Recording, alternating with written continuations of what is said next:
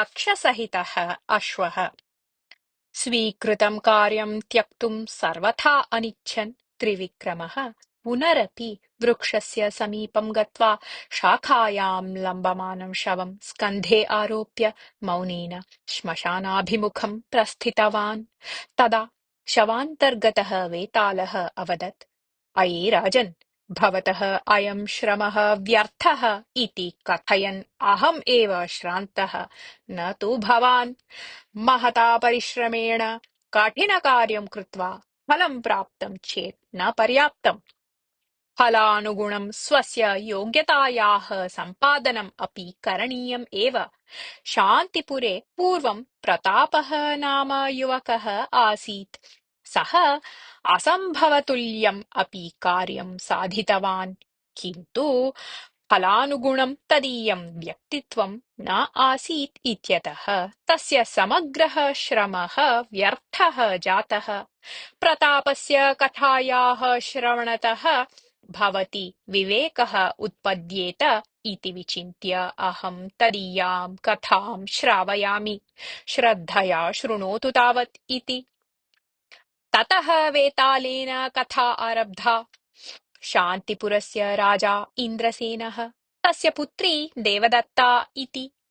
यदा सा प्राप्तवयस्का जाता तदा राजा मन्त्रिणः आज्ञापितवान् यत् मम पुत्र्याः निमित्तं योग्यः राजकुमारः अन्वेषणीयः इति। तदनुगुणं मन्त्री सर्वत्र दूतान् प्रेषितवान्। एषा वार्ता राजकुमार्या देवदत्तया अपि श्रुता। सा पितरम् उक्तवती, तात, आबाल्यात् मम काचित् इच्छा अस्ति।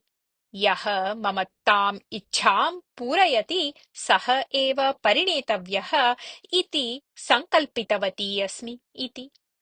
तदा राजा, का सा इच्छा भवत्याः? मां वदतु, तदनुगुणं योग्यं वरम् अहम् अन्विष्यामि इति वात्सल्यपूर्वकम् अवदत्। निर्मलायां चन्द्रिकामय्यां रात्रौ पक्षसहितस्य श्वेतश्वस्य उपरि उपविश्य आकाशे सञ्चरणीयम् इति मम इच्छा। यः राजकुमारः अन्यः वीरः वा तादृशम् अश्वम् आनेष्यति तमेव परिणेष्यामि अहम्। यदि तादृशः कोऽपि न लभ्येत तर्हि अहम् आजीवनं ब्रह्मचारिणी एव भविष्यामि इति दृढस्वरेण उक्तवती राजकुमारी। पुत्र्याः अपेक्षां श्रुत्वा राजा आश्चर्यचकितः, चिन्ताक्रान्तः च। पक्षसहिताः अश्वाः सन्ति इति कथादिषु श्रूयते, किन्तु इह प्रपञ्चे तादृशाः अश्वाः सन्ति इत्यत्र न किमपि प्रमाणम्। एवं स्थिते को वा वीरः तादृशम् अश्वम् आनेतुं शक्नुयात्? सर्वथा सम्भवम् एतत् इति चिन्तयित्वा राजा पुत्रीम् अवदत्, वत्से, भवत्याः अपेक्षा सर्वथा पूरयितुम् अशक्या।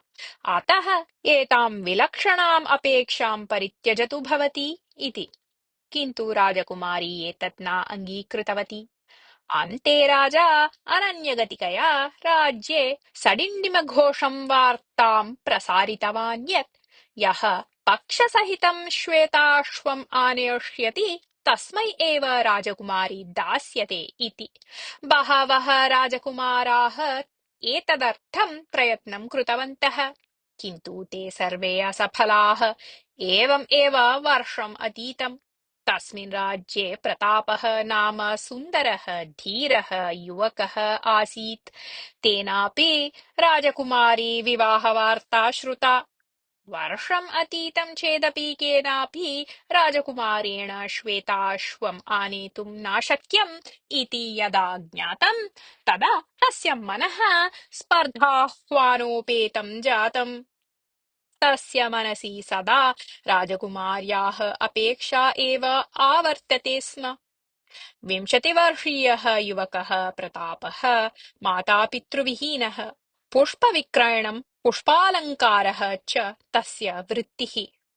विविधैः पुष्पैः रमणीयमालानां निर्माणम्, तोरणादीनाम् अलङ्करणम्, मन्दिरेषु भगवतः मूर्तेः अलङ्कारः इत्यादिषु कार्येषु तस्य विशेषनैपुण्यम्। सः मन्दिरस्य विग्रहं श्रद्धया अलङ्करोति स्म। अतः अर्चकः तस्मिन् विशेषप्रीतिमान् आसीत्। कदाचित् अर्चकेण सह वार्तालापं कुर्वन् प्रसङ्गवशात् प्रतापः अपृच्छत्, अर्चकवर्य, किं लोके पक्षसहिताः अश्वाः भवितुम् अर्हन्ति? अथवा ते कथादिषु पुस्तकेषु चैव दृश्यन्ते इति। तदार्चकः हसन् अवदत्, पक्षसहिताः अश्वाः भूलोके कुत्रापि न स्युः, किन्तु ते लोकान्तरे अपि न सन्ति इति तु वक्तुं न शक्यते। यक्षकिन्नरदेवादीनां लोके क्वचित् ते स्युः एव। विन्ध्यपर्वतालौ अनेकानि प्राचीनमन्दिराणि सन्ति। तानि द्रष्टुं गताः केचन उक्तवन्तः यत् तत्रत्यानि सरोवराणि प्रति गन्धर्वकन्यकाः स्नानार्थम् आगच्छन्त्यः भवन्ति इति। कैश्चित्ताः दृष्टाः अपि। गन्धर्वकन्यकाः पक्षसहितम् अश्वं दर्शयितुम् अर्हन्ति प्रायः इति। अर्चकस्य वचने विश्वासं प्राप्य प्रतापः अनन्तरदिने एव विन्ध्यपर्वतं प्रति प्रस्थितवान्। अरण्यानि, पर्वतानि, नदीश्च क्रममाणः सः एकस्मिन् सूर्यास्तसमये विन्ध्यपर्वतीयम् एकं रम्यं खातप्रदेशं प्राप्तवान्। ततः अनतिदूरे एकः जलप्रपातः दृश्यते स्म। काश्चन गुहाः अपि दृश्यन्ते स्म। जलप्रपातं परितः उन्नताः वृक्षाः आसन्। तेषां मध्ये विविधाः पुष्पलताः पुष्पसस्यानि च आसन्। तत्रत्य परिसरस्य अनुपमं सौन्दर्यं दृष्ट्वा प्रतापः नितरां सन्तुष्टः। अस्तं गच्छतः सूर्यस्य शान्तिकिरणाः परिसरस्य शोभां द्विगुणीकुर्वन्तः आसन्। पुष्पाणां दर्शनतः मालाकारस्य तस्य मनः आनन्दपरिपूर्णं जातम्। सः वृक्षेषु लम्बमानाः लताः संयोज्य एकाम् आन्दोलिकां निर्मितवान्। ततः तां विविधैः पुष्पैः अलङ्कृतवान् च। तावता सूर्यास्तः जातः। शुक्लपक्षकालः आसीत् सः। अतः वृक्षपर्णानां मध्यतः आगताः चन्द्रकिरणाः तत्र सर्वत्र प्रसृताः। चन्द्रकिरणानां संस्पर्शतः तस्य परिसरस्य अपूर्वता सिद्धा। तत्र सुन्दरः कश्चन अपरः लोकः एव निर्मितः इव। कस्याञ्चित् वृक्षशाखायाम् उपविश्य प्रतापः अनुपमदृश्यस्य सौन्दर्यस्य आस्वादनं कुर्वन् स्थितवान्। यदा रात्रैः द्वितीयः प्रहारः अतीतः तदा आकाशमार्गेण काञ्चन गन्धर्वकन्यकाः आगताः। ताः सर्वाः स्नानार्थं प्रपातं प्रति गतवत्यः। ऋते एकस्याः, या तत्र स्थितवती, तस्याः नाम चारुशीला इति। तस्याः दृष्टिः आन्दोलिकायां पतिता। सा तस्याम् उपविश्य दोलनम् आरब्धवती। किञ्चित् कालं दोलनक्रियया आनन्दं प्राप्य ततः निर्गन्तुम् उद्युक्तायाः तस्याः दृष्टिः आन्दोलिकारचनायां लग्ना। वृक्षेभ्यः स्वाभाविकतया निर्गता इव दृश्यते स्म सा आन्दोलिका। वृक्षे फलपुष्पादीनां यथा तथा आन्दोलिकायाः उत्पत्तिः असम्भवा इति जानाति सा। एतां कः कलाकारः निर्मितवान् स्यात् इति चिन्तितवती। तावता मन्दहासं प्रकटयन् कश्चन तरुणः तया अनतिदूरे दृष्टः। कः भवान्? मानवसञ्चारशून्ये प्रदेशे अर्धरात्रकाले भवतः उपस्थितिः कथम्? इति पृष्टवती चारुशीला। भवत्याः अनुपमसौन्दर्यादिद्वारा अहं तर्कयामि यत् भवती गन्धर्वकन्या स्यात् इति। अहं तु कश्चन मनुष्यः प्रयोजनविशेषं मनसि निधाय अत्र उपस्थितः अस्मि। यदि भवती गन्धर्वकन्या एव, तर्हि अहं भवत्याः साहाय्यम् इच्छामि। अहं मालाकारवृत्त्या जीवामि। भवतीनां सन्तोषाय लतापुष्पादिसाहाय्येन मया एषा आन्दोलिका कल्पिता इति अवदत् प्रतापः विनयेन। एतादृशीम् आन्दोलिकां निर्मितवतः भवतः कलानैपुण्यं नितराम् अपूर्वम्। अभिनन्दार्हः भवान्। किं साहाय्यम् अपेक्ष्यते? यदि अहं तत् कर्तुं शक्नुयाम् तर्हि सन्तुष्टा भवेयम् इति उक्तवती चारुशीला। प्रतापः स्वस्य आगमनस्य उद्देश्यं विस्तरेण निवेदितवान्।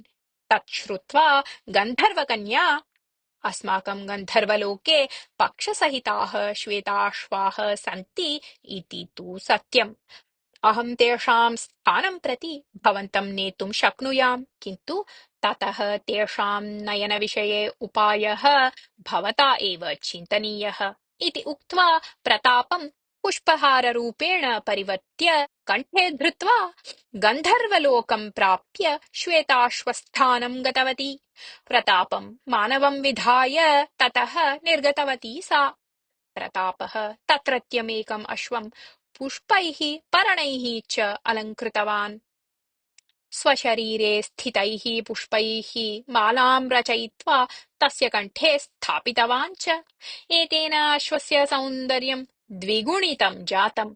तदा अश्वः अवदत्, पश्यतु, मङ्गलवाद्यानां रवः श्रूयते। अल्पे एव काले गन्धर्वराजः स्वर्णगम्भीरः स्वस्य जन्मोत्सवाचरणस्य निमित्तं वाहनरूपेण अश्वं चेतुम् अत्र आगमिष्यति। यदि सः माम् एव तदर्थं चिनुयात् तर्हि अहं भवतः इच्छां पूरयिष्यामि। भवता कृतस्य अलङ्कारस्य कारणतः मम शोभा वर्धिता अस्ति। राजा यदा अत्र उपस्थितः भवति तदा भवान् अत्र कस्यापि दृष्टिगोचरः न भवेत्। अहं रात्रौ पुनः भवन्तं द्रक्ष्यामि इति। गान्धर्वराजः तस्य अश्वस्य सौन्दर्येण वशीकृतः अभवत्। अतः सः तम् एव वाहनत्वेन चितवान्।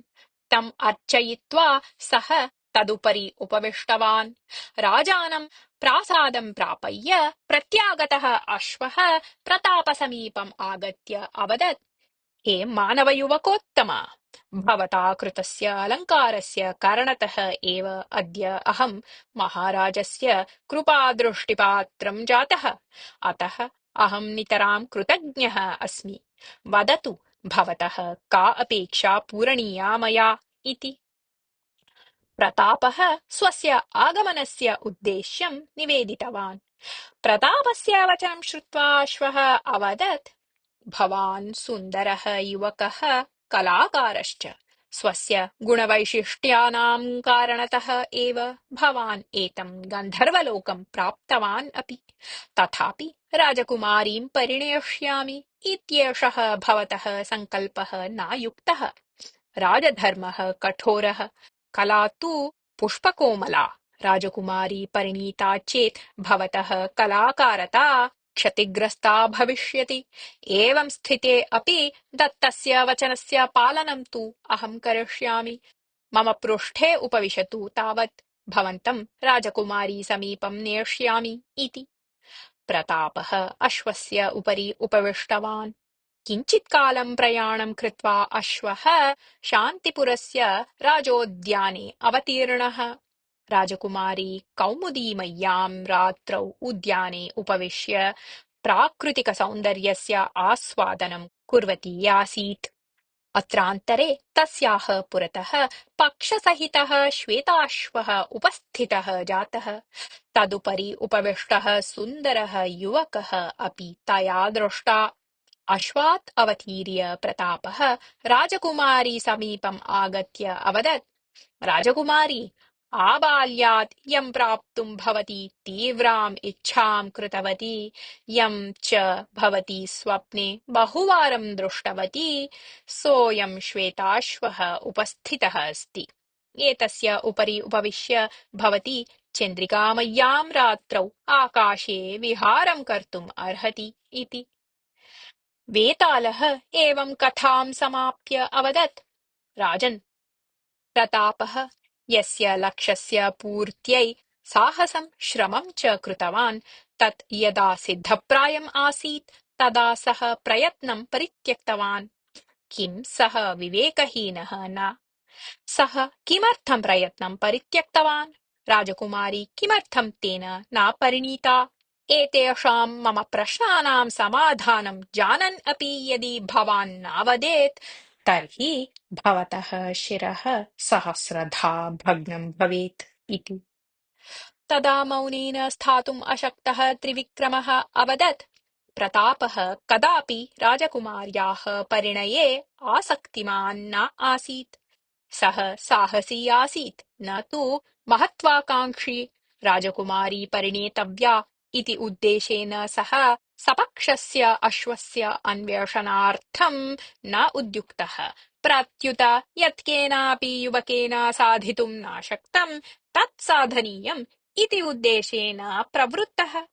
सर्वे राजकुमाराः यदा असमर्थाः जाताः तदा सः कार्यप्रवृत्तः जातः। प्रतापः साहसी सन् अपि न कठोरहृदयः।